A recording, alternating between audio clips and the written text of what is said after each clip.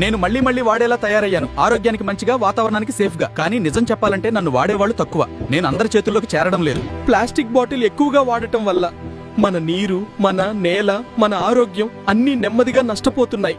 నాకు బాధ అదే. ఈ మట్టి బాటిల్ గాడు నాకు పోటీనా? నా రేంజ్, నా లెవెల్ తెలుసా వాడికి? నేను స్కూల్కి వెళ్లే పిల్లాడి నుంచి పొలానికి వెళ్లే రైతు నుండి సీఎం పీఎం టేబుల్ మీద కూడా నేనే ఉన్నా. నాతో పోల్చుకుంటే వీడి బతుకు ఎంత? నాలో ₹1 నీళ్లు పోసి ₹20 అమ్ముతారు. అది నా రేంజ్. మరి వీడి బతుకేంది? నన్ను తిట్టుకుంటారు మై లార్డ్. కానీ అదే చేతులతో నన్నే కొనుగోలు చేస్తారు. హానికరం అంటారు, చెత్త అంటారు. కానీ బయటికి వెళ్లేటప్పుడు చేతిలో నన్నే పట్టుకుని వెళ్తారు. Order, order.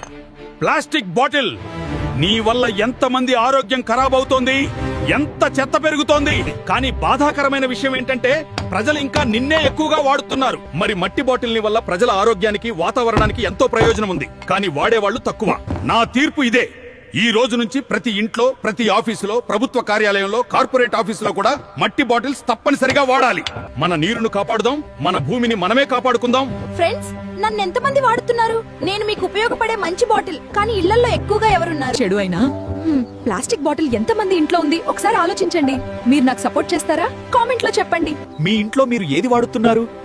మరియు నా కోసం పోరాడుతున్న లైఫ్ హ్యాక్స్ తెలుగుని ఫాలో చేయండి.